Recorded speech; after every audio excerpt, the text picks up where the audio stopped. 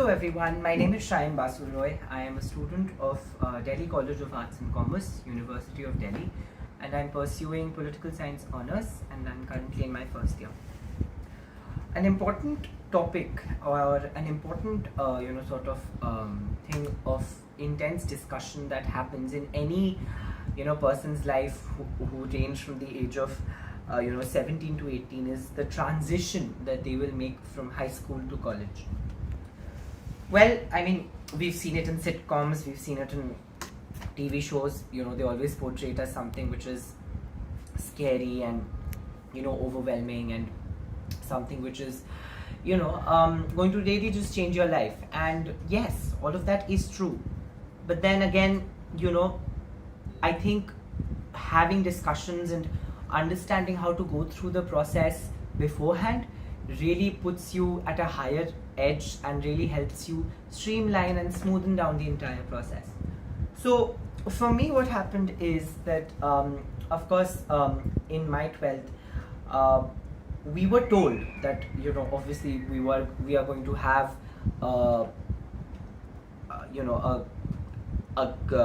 entrance exam called CUET, but we did not have any information with regards to how the syllabus will look like, how the the syllabus will look like, what kind of questions we might expect, because obviously it was happening for the first time. So that definitely did put us into a rut, because we were really confused as to how to study and more than that, what to study. So during our 12th boards, we understood that to get admission into Delhi University, board marks won't be particularly valid anymore. Like, you'll just have to pass with like 50% in your boards, and then your marks will be calculated solely on the basis of CUET scores. Although during our time they had said that if two candidates get the same percentile and the same score in their CUET, then their board marks will be considered. However, from this year they have said strictly only CUET scores will be considered. So then again, while we are preparing for our boards, we suddenly get to know that boards aren't important anymore. Obviously that really did cause a lot of problems and did lead to a lack of motivation to inherently study for the boards, because obviously there's no point anymore. But again, one thing that helped me stay motivated is, number one, and the most important factor for me, is that when you do go abroad, your 12th board marks, at least, maybe even if not your 10th board marks, your 12th board marks definitely stay as an important paper in your life for the rest of your life. So, and that is why I think there are these moments where you're looking for a job, or like you're out there all grown up, and suddenly they're like, okay, we want to see your 12th board marks. And I think more than like getting 90% and above, I think it's more about a person being able to match their capabilities. And obviously if you're like me and you've stayed with your families during high school, you do realize that there is a difference in perspective and a difference in understanding, which obviously leads to a communication gap between parents and their children. So what was happening with me is that I think what my parents were trying to convey is that, look, it's not about 90%, but then you're supposed to get a good mark or a good score. And inherently I always found that very ironical, that you want me to score good, but this really isn't about marks. But I think after I gave the board exams, you sort of go ahead and you realize that what inherently that does mean is that you don't have to keep an aim of getting 90% and above in your mind. I think what becomes more important at that point of time is to be able to match your capabilities. Now what I mean by that is that to realize the fact that you do have a capability to achieve, and also you do have an inherent quality which will make you achieve the scores that your parents talk about. So while different situations can be different for different people, what I'm just trying to portray here is my experience. What my parents always told me is that, look, you do have a lot of potential, you can do this. It's not that we are here expecting a 90% from you, like as if we will disown you if you don't get a 90%. But I think the point that you do have the capability, you do have the quality, you do have the acumen. Why not? If you are someone who can get a 95 and above, why settle for less? I think that is something which also inherently later in life leads to the development of an ambitious spirit, a spirit which is healthily competitive.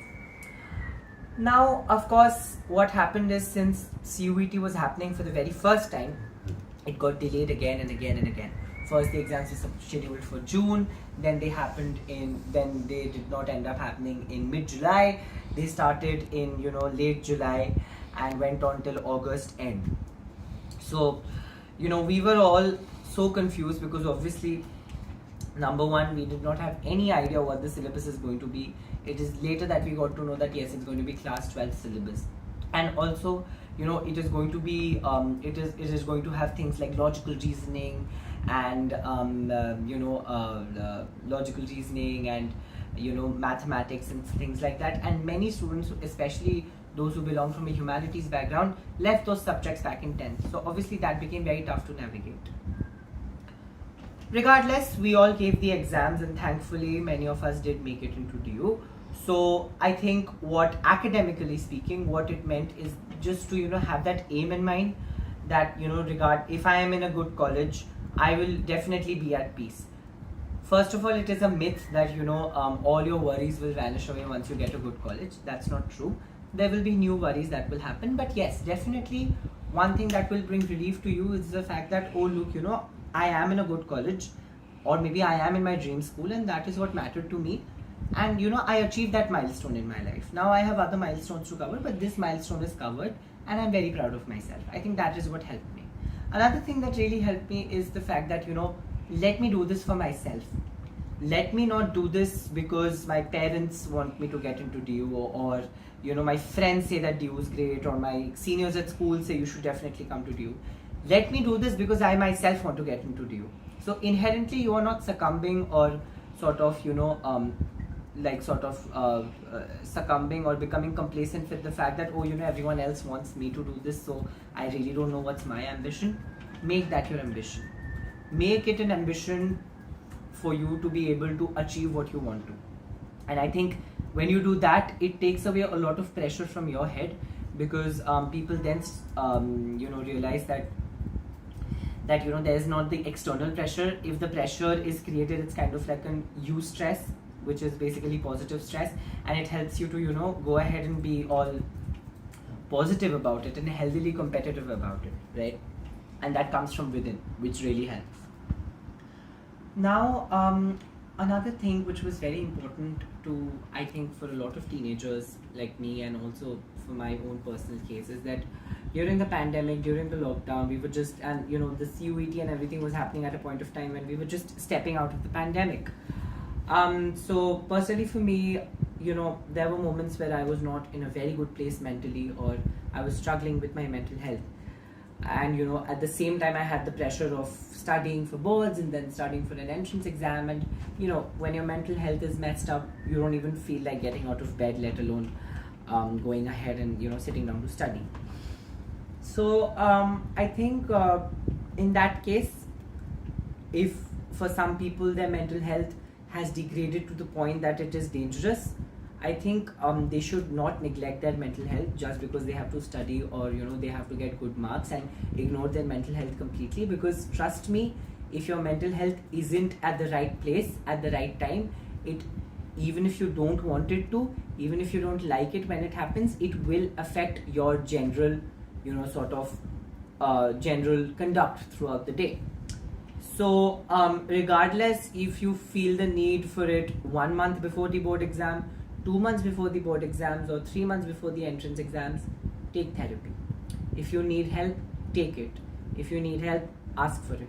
Because I did, and it really, really, really helped me. It helped me be able to be focused on my work. And I am not here to say that when you go to therapy, your therapist is going to use a magic wand on you and all your troubles will just go down the wash away from you. It's a two-way street. Therapy is a two-way street. Therapy comes from both ways. Your therapist isn't there to help you. Your therapist is there to help you navigate the help that you're trying to get for yourself. So your therapist isn't going to be like, okay, now I am going to make you okay.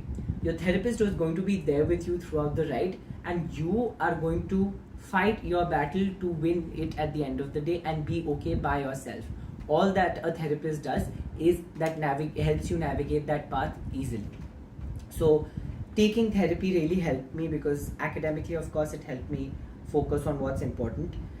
So, being able to prioritize your mental health, because at the end of the day, and of course, physical health is there. I don't need to talk much about physical health, because that is something everyone understands, that, you should exercise regularly and you should be active regularly, just skip about and jump about and run about on a regular basis.